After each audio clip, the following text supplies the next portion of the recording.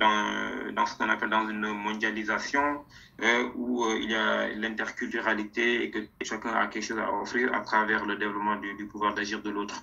Et ça, c'est une forme d'accompagnement. Et qu'aujourd'hui, avec mes conclusions, pour le mémoire, j'ai vu beaucoup de choses aujourd'hui et qu'on peut peut-être développer et que ça se passe au concret. Donc, il y a des gens aujourd'hui qui parlent de pouvoir et j'ai lu un livre de Sheryl Sandberg intitulé Les femmes, le travail et le pouvoir et qu'elle a un peu parlé et préfacé par Christine Lagarde, qui a parlé de sa trajectoire, elle, jusqu'à arriver à un certain niveau. Sheryl Sandberg aussi, qui a parlé de sa trajectoire à Google, Facebook, où elle travaille, jusqu'à arriver à son niveau, et qu'elle parle d'une trajectoire du pouvoir d'agir jusqu'à arriver à leur niveau.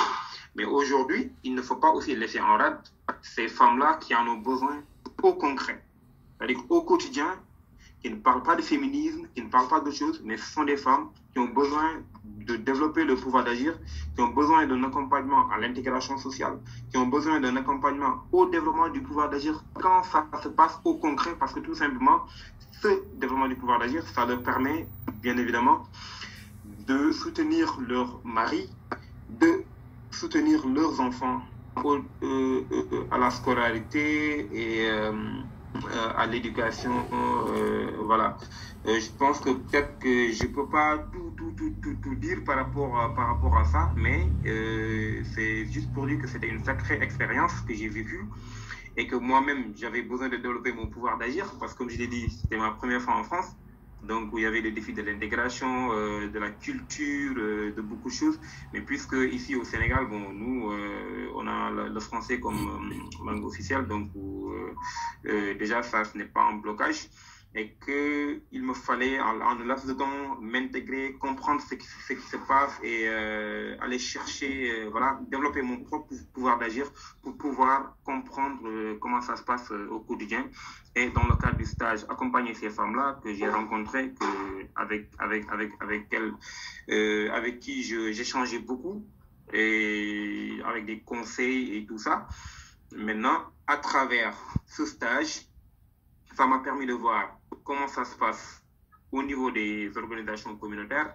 Ce n'est pas un pouvoir d'être en haut du pouvoir bureaucratique, se dire voilà, les femmes aujourd'hui sont devant, nous sommes des ministres, nous sommes des présidents, voilà. Mais c'est quand ça se passe au concret. Et voilà, que ce soit en Afrique, aujourd'hui, c'est ce dont on a besoin ici en Afrique. Il y a beaucoup de programmes même français qui interviennent ici à travers ça, parce qu'ils se sont rendus compte que même ici au Sénégal, au concret, ce sont les femmes pour la majorité qui vont au champ, ce sont les femmes qui font beaucoup de choses, et qu'aujourd'hui, à travers tout ce qu'on fait pour la femme, on a vu que développer le pouvoir d'agir de la femme ne conduit pas forcément à un féminisme mal négocié, à un féminisme négatif, mais c'est un féminisme positif, c'est-à-dire que moi, la femme, j'ai des choses à offrir. Quand on développe mon pouvoir d'agir, je peux participer au développement social, je peux participer à l'économie. Et voilà, donc je ne suis pas tout épuisé, hein, franchement, et j'aurais voulu apporter quand même beaucoup de choses parce que je le fais en guise de témoignage pour vous dire que dans les organisations communautaires, il y a des choses qui se passent au concret et qui se passent, hein, franchement, et ce sont ces femmes-là qui disent, quand on les interviewe, qui disent bien sûr que voilà, cet accompagnement qu'on nous a apporté, notamment sur le développement de notre pouvoir d'agir, ça fonctionne, ça nous permet aujourd'hui. Voilà, et puis c'est le discours de ces femmes-là, des Kosovars, des Turcs, des femmes issues de l'immigration. Alors, je ne sais pas si j'ai épuisé la question, donc c'est inépuisable. Peut-être on va attendre les questions. Et je vous remercie de votre aimable attention. Merci. Moi, j'ai une question. Merci de votre intervention. Et je voudrais vous parler, vous avez parlé beaucoup d'accompagnement au pouvoir d'agir. Et dans le cadre de votre stage, comment s'est traduit cet accompagnement auprès de ces communautés et donc du coup auprès de ces femmes concrètement? Voilà. Concrètement, cet accompagnement, ça s'est passé comment? Ce que j'ai vu à la maison des familles de Mulhouse, parce que les femmes, bon, quand elles viennent déjà, tu leur demandes comment est-ce que vous avez fait pour connaître la maison des familles de Mulhouse. Et c'est elles qui vous disent, bon, c'est à travers mon fils qui est venu avec son cahier que j'ai vu ça. C'est une camarade ou bien une concitoyenne qui m'a dit que voilà, il faut aller à la maison des familles de Mulhouse, ils peuvent, voilà, ils sont là-bas pour t'aider et tout ça. Et quand tu viens, déjà, il y a une fiche déjà qui est là. Hein, comme je l'ai dit, c'est la routine, hein, une fiche qui est là pour quand même connaître la personne et tout ça. Et au quotidien, comme je l'ai dit, l'accueil, il est inconditionnel. Déjà, c'est l'accueil. Et dans mon mémoire, j'ai parlé de l'accueil. Et c'est les femmes qui te disent que voilà, je trouve l'accueil intéressant, je trouve que l'accueil, il est bon. Parce que quand on ne réussit pas l'accueil déjà, on fausse tout. Déjà, c'est à travers l'accueil que les femmes te disent que voilà, à la maison des familles, on nous accueille, on nous, voilà, on nous met dans de bonnes conditions. Autre chose, c'est quoi au concret? C'est des femmes qui te disent parfois qu'on a besoin d'un accompagnement personnalisé. Et ça, c'est ce qu'on appelle en travail social, un accompagnement, un travail social personnalisé. C'est-à-dire quoi? Elles ont des problèmes peut-être à la maison, ou bien des problèmes qu'elles ne peuvent pas parler dans le collectif, et que Anne-Claire les reçoit dans son bureau, parle de ses problèmes individuels et les accompagne par rapport à ça. Ça se passait, cet accompagnement se passait au concret. Maintenant, autre chose, c'est avec les enfants. Parfois, tu vois quelqu'un qui vient, que ce soit un Français ou une Française, femme ou bien une issue de l'immigration, qui dit que j'ai des difficultés avec mon enfant parce qu'à la maison, il ne parvient pas à faire ceci, il ne parvient pas à faire cela. Parfois, c'est même des enfants qui viennent avec des anomalies, qui viennent avec des problèmes liés à leur motricité, liés à leur... voilà. Et à la maison des familles, on les accompagne à mieux comprendre, parce qu'il y a des professionnels aussi qui viennent à la maison des familles, qui aident ces parents à mieux comprendre le problème de leurs enfants et à la maison, comment est-ce qu'il faut faire et tout ça. Et ce sont ces mêmes femmes qui reviennent pour dire qu'aujourd'hui, ça commence à changer. Mon fils, il fait la table, il parle mieux, il crie pas, il fait... Voilà, c'est comme ça que ça se passe au concret à la maison des familles, quoi.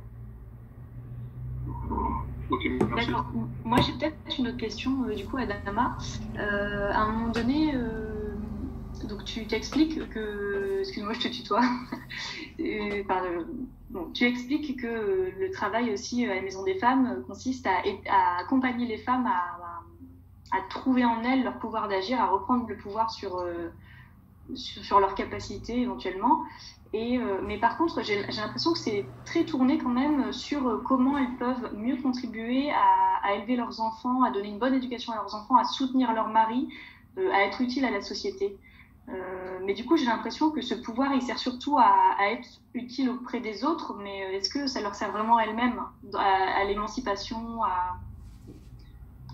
T'évoquais à un moment donné peut-être de travailler, de faire des CV, peut-être de chercher du travail, mais c'est peut-être pas là où moi j'ai retenu le plus. Moi, j'ai vraiment eu l'impression que ça servait à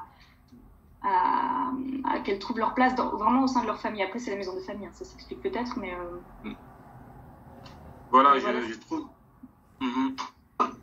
Voilà, je trouve la question très pertinente, parce que déjà, comme je l'ai dit, dans le mémoire, je l'ai expliqué un peu. L'objectif premier, c'était de voir aujourd'hui les effets liés à la personne, les effets de ce développement, de cet accompagnement au développement du pouvoir d'agir sur la femme. Et qu'il y a deux versants. Hein. Le premier versant, c'est quoi? C'est qu'à la Maison des familles de Mulhouse, c'est un accompagnement à la parentalité autour de l'éducation et de la scolarité. Donc ça, c'est très clair. C'est ce que offre la Maison des familles de Mulhouse. Mais moi, dans mes recherches, j'ai voulu voir ce que peut-être eux n'ont pas vu. C'est qu'il y a des femmes issues de l'immigration. Et aujourd'hui, je voulais voir les effets de ce développement du pouvoir d'agir sur leur intégration. Et que ça leur permettait de mieux s'intégrer à Mulhouse, de mieux s'intégrer en France. Et que c'était ça le travail.